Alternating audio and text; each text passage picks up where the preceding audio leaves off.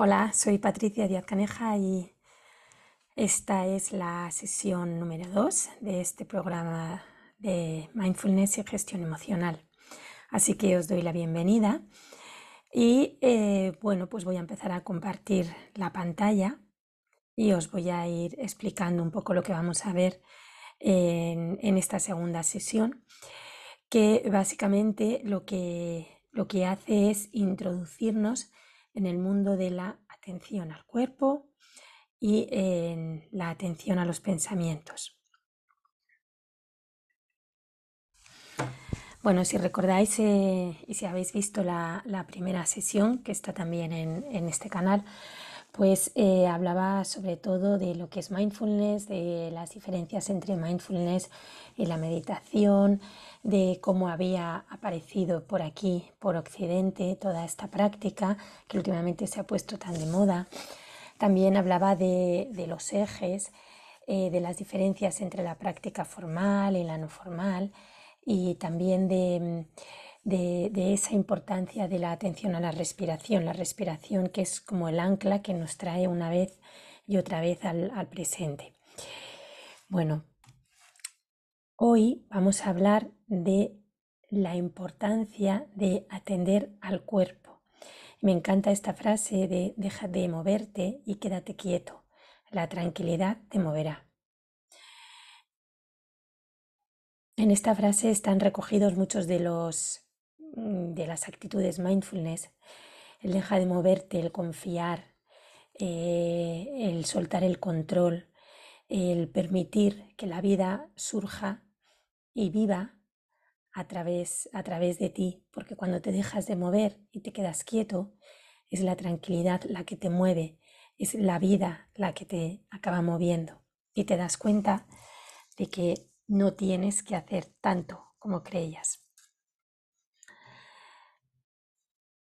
Bueno, pues en este sentido la práctica de mindfulness está muy enraizada en la atención al cuerpo, porque el cuerpo está en el presente, el cuerpo nos trae una y otra vez al aquí y a la ahora. Yo no puedo sentir el cuerpo de ayer, ni sentir el cuerpo de mañana. Si estoy oliendo ahora.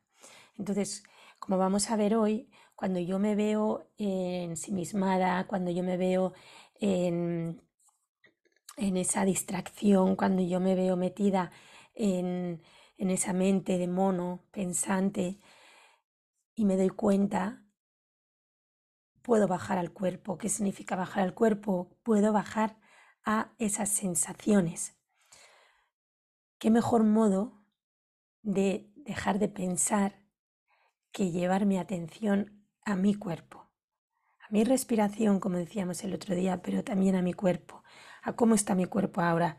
¿Tengo alguna tensión? ¿Tengo algún dolor? ¿Tengo hambre? ¿Tengo frío? Siento el tacto del aire en mi piel, por ejemplo.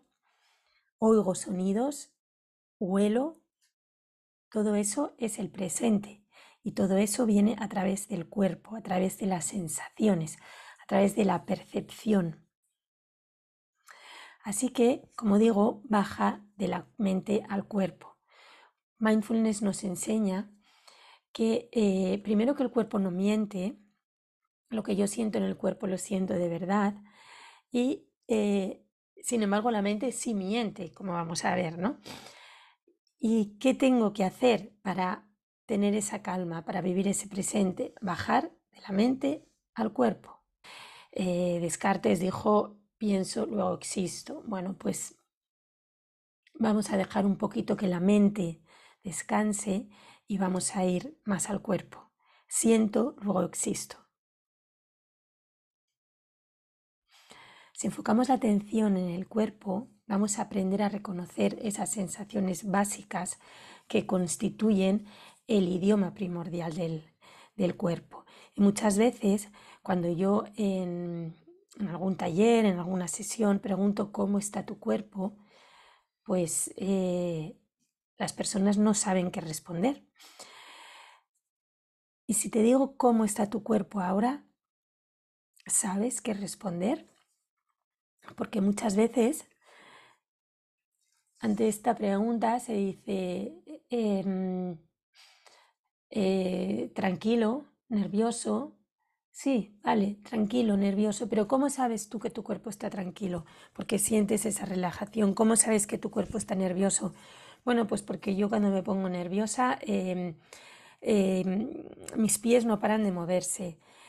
Como me decía un niño con un diagnóstico de TDAH, decía, siento hambre de moverme, me muevo para saciar mi sed de moverme.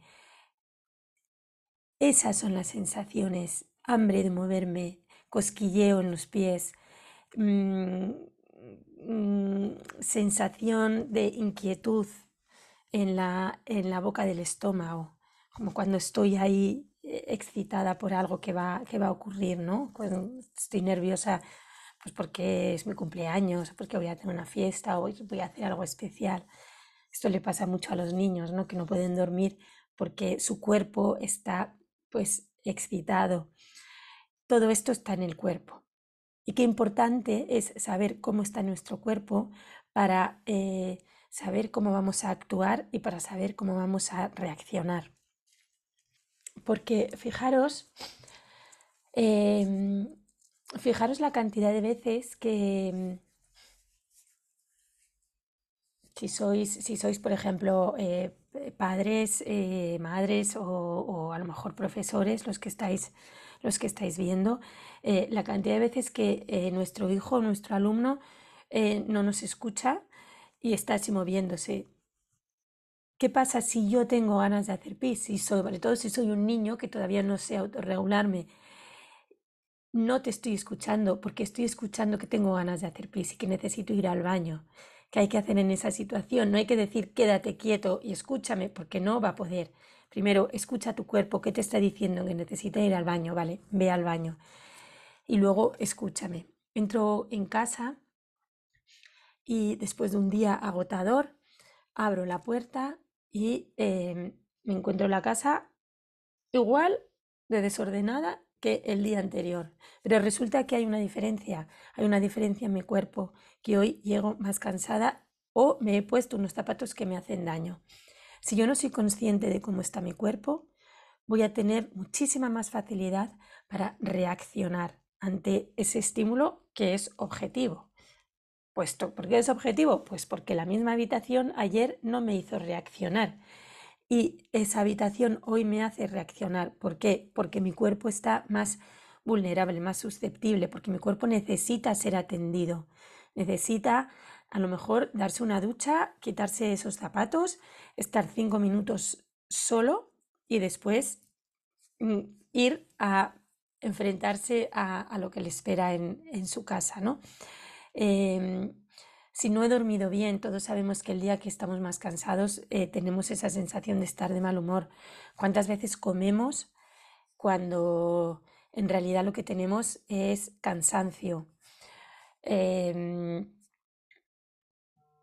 ¿Cuántas veces comemos de nuevo o bebemos alcohol cuando en realidad estamos tristes o preocupados? Entonces, atiende a tu cuerpo, dale lo que necesita y luego podrás responder mucho más conscientemente de lo que haces. ¿Qué nos pasa? Que normalmente no atendemos a nuestro cuerpo. No estamos acostumbrados a escuchar a nuestro cuerpo. En la línea de lo que hablábamos, de bajar de la mente al cuerpo, viene este siguiente eje de mindfulness, que son los pensamientos. Nos pasamos el día pensando. Parece ser que tenemos 60.000 pensamientos cada día y la mayoría de ellos son negativos. Y ese es el problema. Ese es el problema del estrés, ese es el problema de la ansiedad, ese es uno de los problemas de la depresión.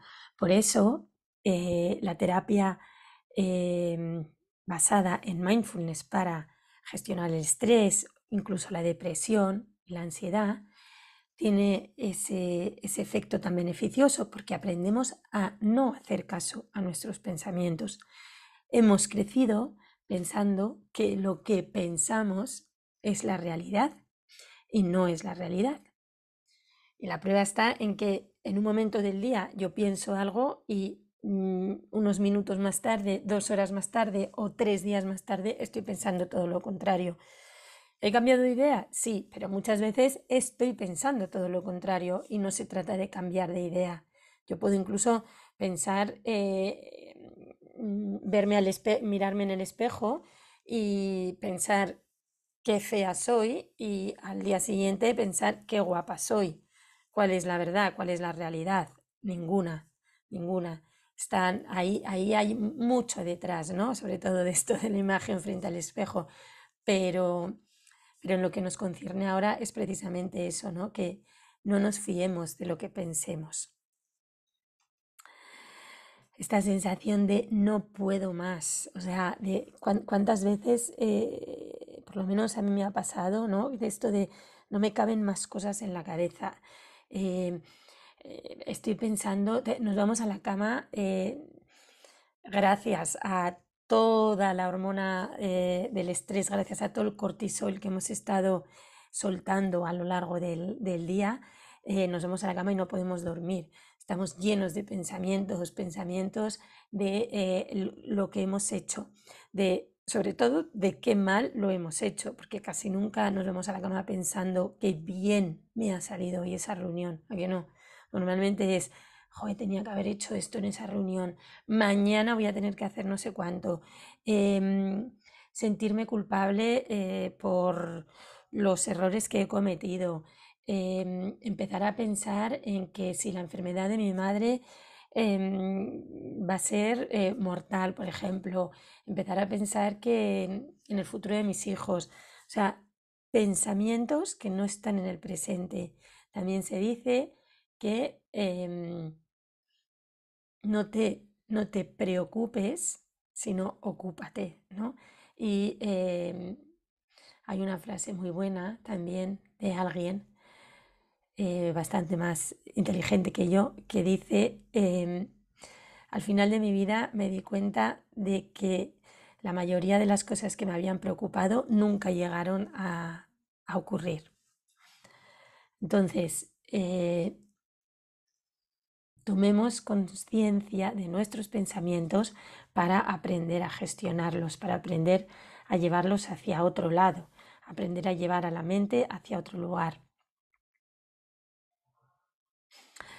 Es importante que sepamos que los pensamientos son involuntarios, es decir, yo no elijo mis pensamientos. Y esto es algo que nos cuesta creer. Creemos que hemos elegido nuestros pensamientos.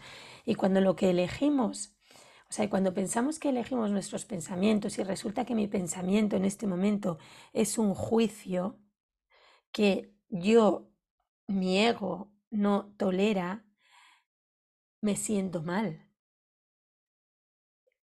Cuando mi pensamiento es, no soporto a esa persona que tengo delante y me siento mal por ello porque me remuerde la conciencia, porque tengo una creencia de que debería de pensar bien de todo el mundo, me voy a sentir mal. Pues no, no hay que sentirse mal. Otra cosa es que tú te pongas a insultar a esa persona o que seas mala con esa persona. Eso ya es otra cosa, ¿no? Pero ese pensamiento tú no lo has elegido. Tú no lo has elegido y como no lo has elegido, no eres culpable de pensar eso. ¿Mm? No son la realidad, no son la realidad, como ya hemos dicho. No se trata de eliminarlos, pero sí de observarlos. No podemos eliminar un pensamiento solo diciendo no quiero pensar en esto. Si yo os digo ahora piensa en un limón, estás pensando en un limón, ¿verdad? Aunque no quieras. Y te digo lo contrario, piensa en cualquier cosa menos en un elefante. En este momento tienes un elefante en tu mente. Entonces, no pensar en tal cosa, ese mensaje es totalmente inútil y además produce el efecto contrario. ¿Qué es lo que tengo que hacer? Me doy cuenta de lo que pienso. ¿Y qué hago? Cuando me doy cuenta, si no quiero seguir pensando en eso, si quiero salir de ese bucle, tengo que darle a la mente una alternativa. La mente solo puede estar en un lugar. a lo mejor va muy rápidamente de un lugar a otro, pero en cada instante solo puede estar en un lugar. Entonces, cuando yo me doy cuenta de que estoy en esa tormenta, en ese nubarrón de pensamientos que no me gustan, que no me llevan a ningún lado, llevo mi atención como si fuera una linterna hacia otro lado. Me da igual que sean mis pies apoyados en el suelo, porque resulta que a mí los pies me dan mucha calma porque en mis pies no hay estrés. Me da igual que me centre en mi respiración.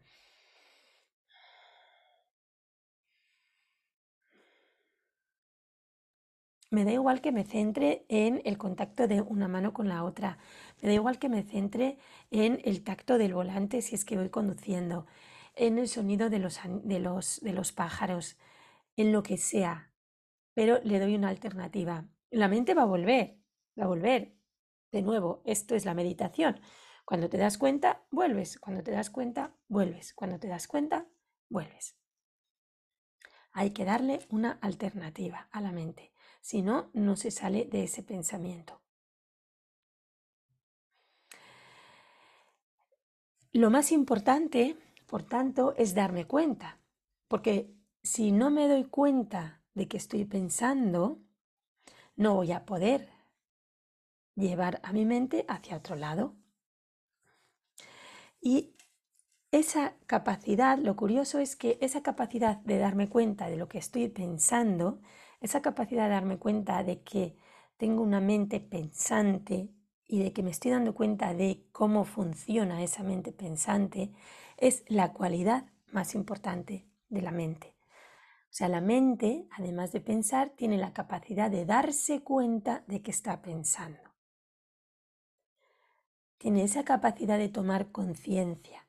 Y sin embargo, esta es la cualidad de la mente que más desapercibida se nos pasa. Podemos escuchar la parte de nuestra mente que nos dice, estás pensando. Tú no eres tus pensamientos, porque te estás dando cuenta de tus pensamientos. Tú no eres tu cuerpo, porque te estás dando cuenta de tus sensaciones. Eres ese testigo, ¿no? Eres ese que se da cuenta de que estás pensando. Bueno, y aunque, como os decía, es en la sesión 3 donde vamos a entrar mucho más en materia de las emociones, aquí sí que es importante, si recordáis el otro día hablábamos de los ejes de mindfulness, la atención a la respiración, la atención al cuerpo, la atención a los pensamientos y la atención a las emociones. Bueno, pues merece la pena dentro de esta sesión hablar de estas emociones. Que además la neurociencia cada vez nos dice que las emociones que se sienten en el corazón están mucho más conectadas con nuestra mente de lo que pensábamos. Y una persona con una emoción de alegría, de sosiego, de paz, va a tener una mente mucho más calmada, mucho más tranquila. Esto sé que parece una obviedad, pero se está viendo a nivel de funcionamiento neuronal. Entonces, que sepamos que en cuanto a las emociones, es importante conocerlas para poder reconocerlas. Una vez reconocidas y aceptadas, se pueden expresar y una vez expresadas, se pueden superar. Las emociones que no se expresan se quedan enquistadas en nosotros y se quedan enquistadas incluso en nuestro cuerpo y al final acaban siendo enfermedades. Ya decía Jung, aunque no hablando de las emociones, hablando de la sombra, pero se puede incorporar aquí también, lo que niegas te somete, lo que aceptas te transforma. Entonces, las emociones no aceptadas y negadas te van a someter. ¿Qué son las emociones? Pues son una reacción psicofisiológica ante un determinado estímulo que determina una respuesta. Es decir, yo estoy en esta habitación y de repente oigo un estruendo y mi cuerpo tiene una reacción psicofisiológica, tiene una sorpresa y tiene probablemente miedo asociados a ese sonido, a ese estruendo repentino e inesperado. Es una reacción de mi cuerpo ante ese estímulo. ¿Y qué respuesta va a determinar? Pues en este caso, en el ejemplo, pues a lo mejor, pues no lo sé, a lo mejor me sale un grito, o a lo mejor salgo corriendo, o a lo mejor espero, ¿no? A ver qué ha sido ese sonido. Entra alguien, por ejemplo, pues no sé, entra alguien gritándome y mi cuerpo reacciona de una determinada manera. Tengo una reacción psicofisiológica. A lo mejor siento como que me tenso, ¿no? Incluso mi cara se puede cambiar eh, como de susto o de incluso de miedo o de tristeza porque alguien me está gritando, ¿no? Entonces, ante ese estímulo, que es una persona que grita, mi cuerpo tiene una reacción y esa reacción no va a ser la misma en todas las personas, porque esa reacción va a depender de mi historia, mi aprendizaje, si quien entra gritándome es mi madre que lleva gritándome desde que yo he nacido, pues mi reacción probablemente sea de miedo porque tengo asociado ese grito a miedo. Pero si quien entra gritándome es una persona extraña, pues a lo mejor yo reacciono de otra manera, ¿no? A lo mejor me da más fuerza y lo que hago es enfadarme y poner límites, ¿no? O a lo mejor incluso me sorprende. Entonces, va a depender, un mismo estímulo no va a provocar la misma reacción en todas las personas, pero esta reacción es una reacción em, refleja, es una reacción psicofisiológica. Y en función de esa reacción, pues yo voy a dar una respuesta. Las emociones, y de nuevo importante para los padres y para los profes, alteran nuestra atención y nuestro aprendizaje. Es decir, si yo estoy triste, yo no te voy a poder prestar atención. Si yo estoy triste, voy a estar distraída y no voy a aprender. Si yo tengo miedo, no voy a aprender. El otro día una madre me comentaba que como su hija se distraía tanto, pues había decidido grabarla, le ponía aquí el móvil grabando y si veía que se movía, que se distraía, que dejaba de hacer la tarea, pues ella iba al lugar donde estaba haciendo sus deberes y le decía, vale, pues ahora te quedas 10 minutos más haciendo los deberes. O sea, ¿qué emoción puede haber en esa niña? Como poco, como poco miedo, ¿no? Entonces, con esa tensión es imposible aprender. Si acabo de tener una pérdida, me pasa lo mismo. Voy a estar distraída, voy a estar pensando en otra cosa. Entonces, mm, muy importante, igual que antes decíamos, la importancia de saber cómo se encuentra mi cuerpo en todo momento, ¿no? Para poder estar más preparados para nuestras reacciones, pues también en la medida que yo conozco mis emociones y sé qué emoción tengo en cada momento, pues voy a poder esperar más o menos de mi atención. Son involuntarias, igual que lo que hablábamos de los pensamientos. Y antes no lo dije de las sensaciones, pero normalmente eh, esto se aprende bien, se entiende bien cuando se habla de las sensaciones. Yo no decido tener calor, ¿verdad? Y sería una tontería sentirme culpable por sentir calor o sentirme que soy mala persona porque me duele la cabeza, ¿no? Sería una tontería. Yo no elijo ese dolor, ni ese calor, ni elijo tener hambre, ni elijo tener sed, ni elijo tener ganas de ir al baño. Tampoco elijo el pensamiento, aunque como decía antes, a veces no nos lo creemos. creemos que somos los responsables de nuestros pensamientos, pero no lo somos. Somos responsables de lo que hacemos con nuestros pensamientos, pero no elegimos nuestros pensamientos. Y lo mismo con las emociones. Yo no decido enfadarme, yo no decido sentir alegría, yo no decido asustarme, yo no decido tener miedo o estar triste.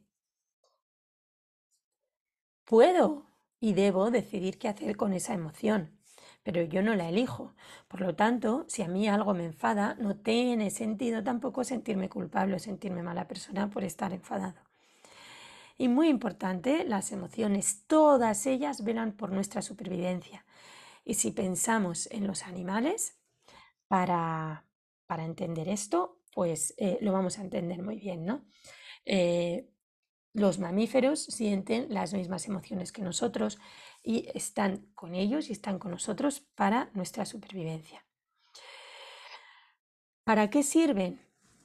Pues no son el problema, las emociones no son el problema, las emociones son las señales que nos alertan, nos avisan de cosas, nos avisan de cosas, pero a veces nos enredamos en ellas y entonces es cuando se convierten en problemas. A veces, y insisto que lo vamos a ver más el próximo día, pero lo adelanto ahora, em, a veces no nos gusta esa emoción que nos llega porque creemos, por ejemplo, depende de nuestra historia, depende de lo que hayamos aprendido en nuestra casa, en nuestra familia, podemos pensar que, que la tristeza es mala, porque en mi casa cuando yo estaba triste nadie me sabía consolar. Entonces, cuando yo me siento triste no sé qué hacer con esa tristeza. Y como no la quiero sentir, pues entonces a lo mejor la cubro de enfado y no reconozco que estoy triste y, sin embargo, creo y me siento mejor pensando que estoy enfadada. Esto es lo que son las emociones primarias y secundarias que vamos a ver el próximo día. O por ejemplo, cuando eh, me enfado, y como no me quiero enfadar porque no me gusta esa imagen mía de persona con genio e irascible, pues entonces me enfado conmigo porque estoy enfadada y entonces estoy enredada y entonces así estoy pues retroalimentando con mi pensamiento, digo, no, no, qué mala persona soy, no me quiero enfadar y entonces me enfado más y encima pues, o sea, me meto en un bucle del que no salgo, me enredo o estoy enfadada con alguien y en vez de decir, qué bien, me he enfadado con alguien, este enfado a mí me ha traído un mensaje, voy a ver qué mensaje es, pues me retroalimento también, ¿no? Y cada vez estoy más enfadada con esa persona y lo pienso y me doy la razón y vuelvo a sentir más enfado y me vuelvo a dar más la razón y no salgo de ahí. Y entonces me creo toda esa película y al final una emoción enredada se convierte en un sentimiento. Se convierte, por ejemplo, una reacción de ira se convierte en un sentimiento de odio. Por ejemplo, una, una emoción de tristeza se convierte en un sentimiento y en un estado de depresión. Eso cuando ocurre cuando no dejamos que las emociones lleguen, estén el tiempo que sea y se vayan. Y en esto, sobre esto vamos a aprender en estos vídeos. Bueno, las emociones básicas, yo he metido aquí la alegría, la ira, la tristeza, el miedo, el asco y normalmente también se mete la sorpresa. La sorpresa, porque no siempre está relacionada con el miedo, hay veces que está relacionada con la alegría, pero bueno, hay quien quita el asco y habla solo de la alegría, la ira, la tristeza y el miedo. Bueno, aquí están las cuatro y vamos a hablar sobre todo del carácter adaptativo de cada una. Entonces, ¿para qué sirve cada una de las emociones? Bueno, pues la alegría, ¿para qué sirve?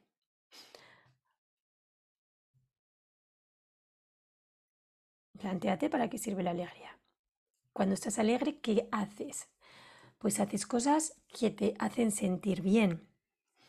Las cosas que te provocan alegría, como la alegría es una emoción agradable, vamos a tender a hacerlas.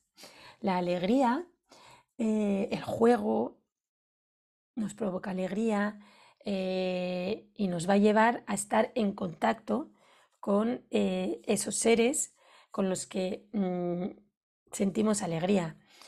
La alegría nos lleva a colaborar, a cooperar con otros. Cuando vemos a los cachorros, por ejemplo, de león jugar, pues la alegría está creando vínculo. Ese juego crea vínculo. Los niños, cuando están alegres, están abiertos a aprender. Dentro de una familia, ¿no? Cuando yo siento esas sensaciones agradables con mis familiares, voy a querer estar con ellos, ¿no? O sea que la alegría como especie me lleva a estar en contacto con los demás. ¿Para qué? Bueno, pues al final para cooperar con ellos, para crear redes de apoyo, para la procreación, el atraernos unos a otros. O sea que a nivel biológico, a nivel animal, la alegría sirve para que nuestra especie sobreviva, ¿no? En última instancia también. ¿El miedo para qué sirve? Muchas veces ante esta pregunta yo digo, ¿para qué sirve el miedo? Y me dicen, para gritar. Eso no es para qué sirve el miedo, eso es una respuesta del miedo. El miedo me protege. Si yo no siento miedo, voy corriendo, llego a un acantilado y me tiro, porque no he sentido miedo. Si yo no siento miedo, pues cuando veo que viene un león hacia mí, lo corro y me quedo parada. ¡Oh, qué león más bonito! Y me ha devorado, ¿no? El miedo hace que huyamos. Es el contrario de la alegría, ¿no? Hace que huyamos de esas situaciones que nos provocan miedo y nos protege, nos saca de situaciones peligrosas. El enfado, la ira, pues la ira también nos protege y nos ayuda a poner límites. Cuando yo siento enfado, y no sé muy bien por qué siento enfado, si me paro, puedo descubrir que alguien está entrando mucho en mi territorio. Puedo descubrir que el enfado me está diciendo, cuidado, pon límites, porque están entrando en tu casa. Y a veces reprimimos ese enfado, ¿no? Y esto es muy de las mujeres, que, bueno, pues durante generaciones se nos ha educado también en esa sumisión, ¿no? En no protestar, en no decir no.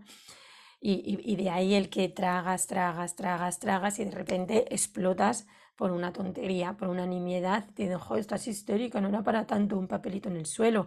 El problema de ese papelito en el suelo es que ha sido la gota que ha colmado el vaso, ¿no? Porque durante muchos días te has callado el enfado de no han recogido los platos, no han recogido la ropa o no han puesto la mesa. Cuando siento enfado, que no es ser violento ni ser agresivo, cuando siento enfado, yo asertivamente debo poner límites. Y a veces ese enfado, si está mezclado con ira, pues bueno, puede ser que me haga defenderme, ¿no? Físicamente también. Es una emoción que me da mucha energía, la ira, muchísima energía. Es expansiva, igual que la alegría, me expande, tienen mucha energía. La tristeza me lleva al recogimiento. La tristeza me ayuda a despedirme cuando tengo pérdidas, me ayuda a respetar ese duelo. También me lleva a la parte más trascendental del ser humano, a esas preguntas de quién soy, qué hago aquí.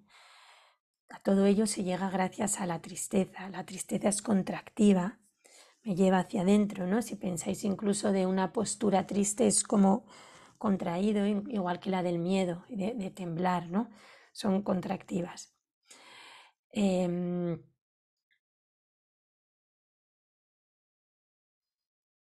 los animales cuando tienen miedo también, bueno, a lo mejor no tienen esa experiencia trascendental, pero sí que les lleva pues a buscar el cariño.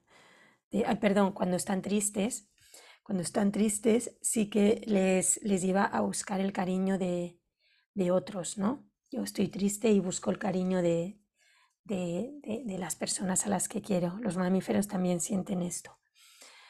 Mm, y, y bueno, esta tristeza, mm, que como digo no es exclusiva del ser humano, me lleva al refugio en mí o al contacto con otros seres. Bueno, una vez vistas,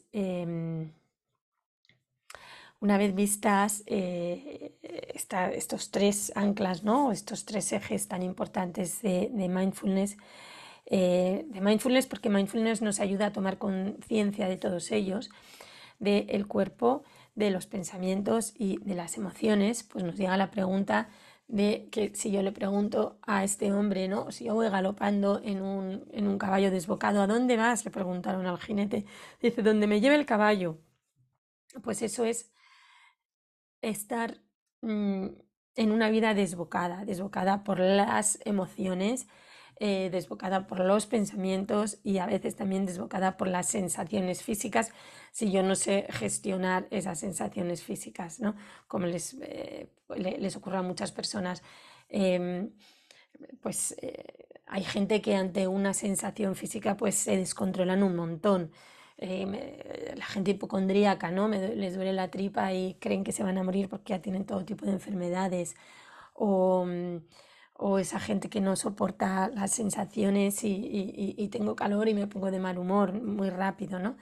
Entonces, tomar conciencia de mis emociones, de mis pensamientos y de mis sensaciones me va a llevar a tener una vida mucho más consciente y em, mucho más responsable. Entonces, como decía, la práctica de mindfulness me ayuda a realizar una gestión corporal, emocional y mental adecuada. ¿Y qué pasa con esto? Pues que voy a pasar del modo reacción inconsciente al modo respuesta consciente. Y voy a explicar esto un poco más.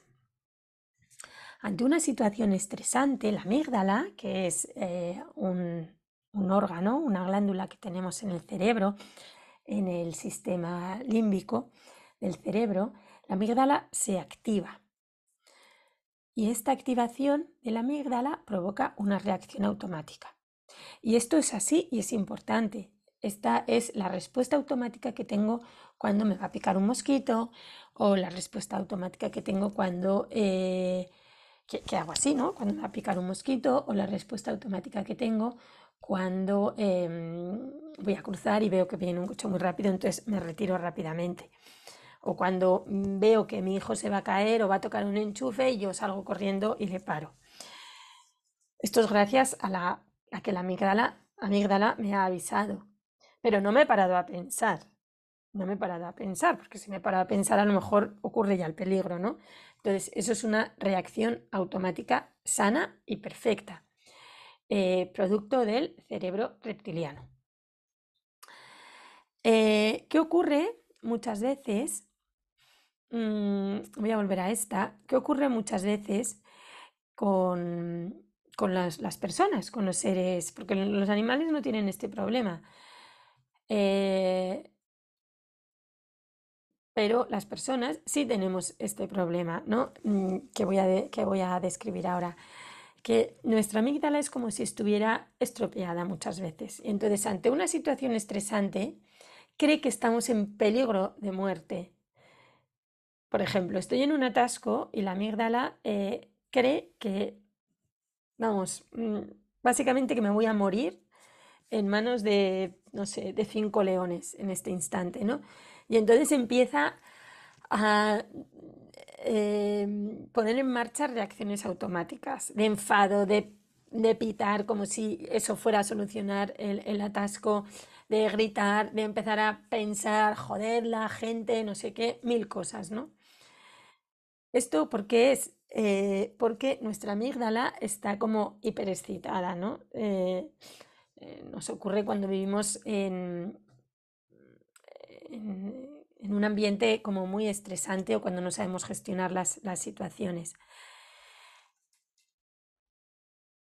¿Qué es lo que hace mindfulness? Pues es como que arregla, ¿no? La amígdala. Con los niños yo les digo que la amígdala es como un sistema de alarma de incendios o una alarma. Cuando entra el ladrón, la alarma salta, pero resulta que nuestra amígdala se ha estropeado. Entonces salta, pues cuando hay un poco de viento, salta la alarma, ¿no? No solo cuando llega el ladrón que salta la alarma, sino hay un poquito de viento y salta la alarma. Hay un pájaro que vuela cerca de la persiana y mueve la persiana y salta la alarma. Entonces, mindfulness nos ayuda a arreglar esto.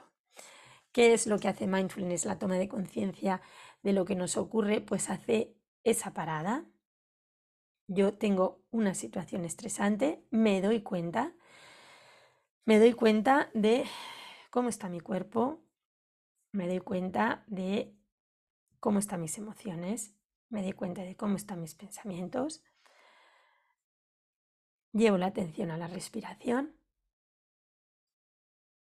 y este ejercicio, que al final es lo que es la meditación y la práctica formal, este ejercicio hecho muy a menudo va haciendo que mis circuitos cerebrales y neuronales cambien y se ve en la investigación de neurociencia. ¿Y qué hace? En vez de llegar ese estímulo de esa situación estresante e ir directamente a la amígdala, lo que hace es ir al lóbulo, a la corteza prefrontal, que está aquí, en el lóbulo frontal del cerebro. La corteza, el córtex prefrontal, es la zona más desarrollada del cerebro que tenemos los seres humanos y tienen los mamíferos, no todos. ¿Y qué ocurre? Que la corteza prefrontal es la que planifica, decide, tiene memoria de trabajo, organiza, mm, se autocontrola, ¿no? Controla la impulsividad. Ahora se dice mucho, está desfrontalizado, ¿no? Desfrontalizado quiere decir que el prefrontal no te está funcionando y eres súper desinhibido, no filtras, dices todo lo que se te pasa por la cabeza. Bueno, pues mindfulness nos ayuda a potenciar esas cualidades de la corteza prefrontal. ¿Y qué conseguimos con esto? Pues conseguimos dar una respuesta consciente. Conseguimos que ante ese atasco yo empiezo a ver que me estoy irritando, me paro, llevo mi atención a la respiración y esto me ayuda a decidir qué hacer. Pues puedo pensar si conecto el Google Maps o cualquier otra aplicación para irme por un camino alternativo. Puedo decidir si llamo por teléfono para decir que voy a llegar tarde. Puedo aprovechar para escuchar no sé qué en la radio que me interesa y fundamentalmente puedo aprovechar para centrarme en la respiración y calmarme.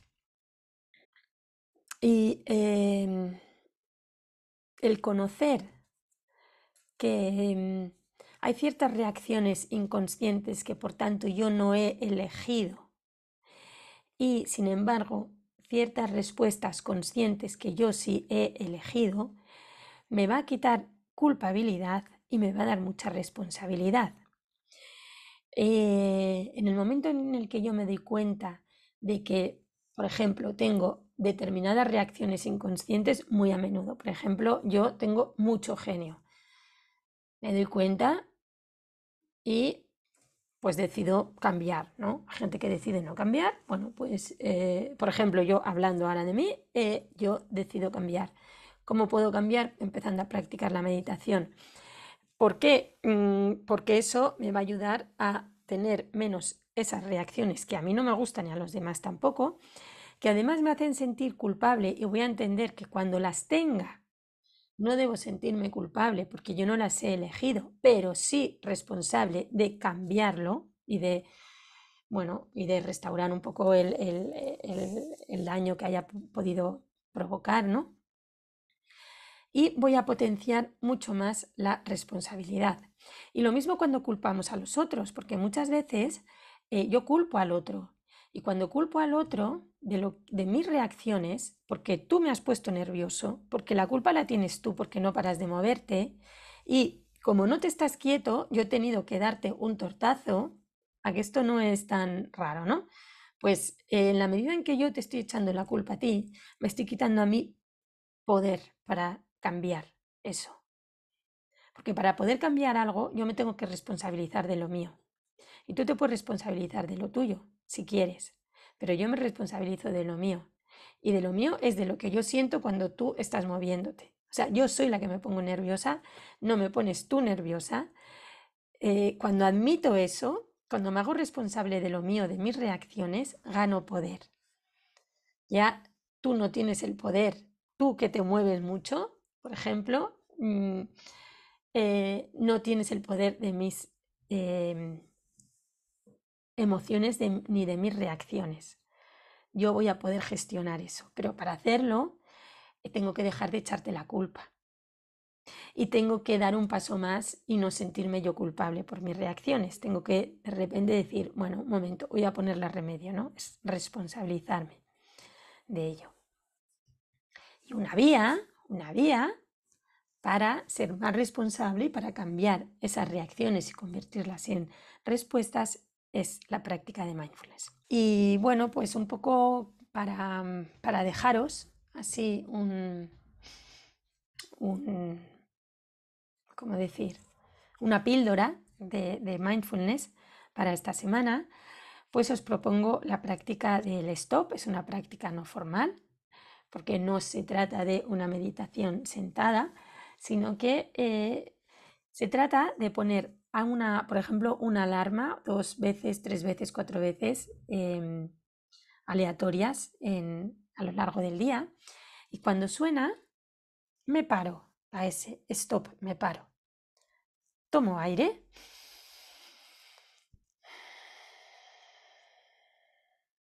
Me doy cuenta de mi postura y la cambio si veo que no es buena para mí, de mis emociones, de mis pensamientos. Me doy cuenta de que a lo mejor no estoy en lo que estoy haciendo y prosigo. Y la manera de proseguir va a ser muy diferente. ¿Y por qué lo de hacerlo aleatoriamente? Pues porque es un ensayo de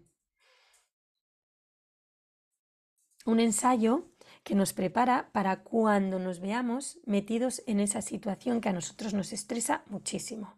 Yo esto de pararme a tomar aire, a observar mi postura y proseguir para tener una respuesta consciente, no lo puedo practicar cuando estoy ante esa situación gatillo para mí que saca lo peor de mí. Cuando estoy en ese momento de ansiedad, no voy a saber pararlo, a lo mejor necesito ayuda. Cuando estoy en ese momento que ya he explotado, no voy a poder hacerlo. Por eso el entrenamiento tiene que ser en momentos neutros del día. Por eso lo de ponerte una alarma. Entonces, ¿qué estoy haciendo? Es verdad, pues mira, ahora resulta que ha sonado la alarma, yo estoy viendo una película, pero estaba completamente pensando en lo que tengo que hacer mañana. Vale, pues me doy cuenta y sigo. Y entonces sigo con otra actitud diferente a lo que estoy haciendo. A lo mejor estaba así leyendo y suena la alarma y me doy cuenta de que con esta postura dentro de un rato mis hombros van a estar incómodos. Pues me cambio la postura. Suena la alarma y veo que estoy desayunando, por ejemplo, mientras veo el móvil. Pues puedo decidir si quiero seguir desayunando mientras veo el móvil o sintiendo y apreciando esa comida. Y sobre todo me está entrenando a tomar más conciencia de mi día a día y de mis emociones, de mis sensaciones y de mis pensamientos. Otra práctica es el escáner corporal, que lo podéis encontrar en mi tienda. Creo que sí, creo que está ahí, uno de los ejemplos. Creo que tenéis más en internet. eh, que consiste, bueno, pues en una práctica formal. Se hace tumbado y el audio lo que hace es ir pasando por las distintas partes de mi cuerpo. Hay audios más o menos largos donde se entrena esa atención a las sensaciones y atención al cuerpo.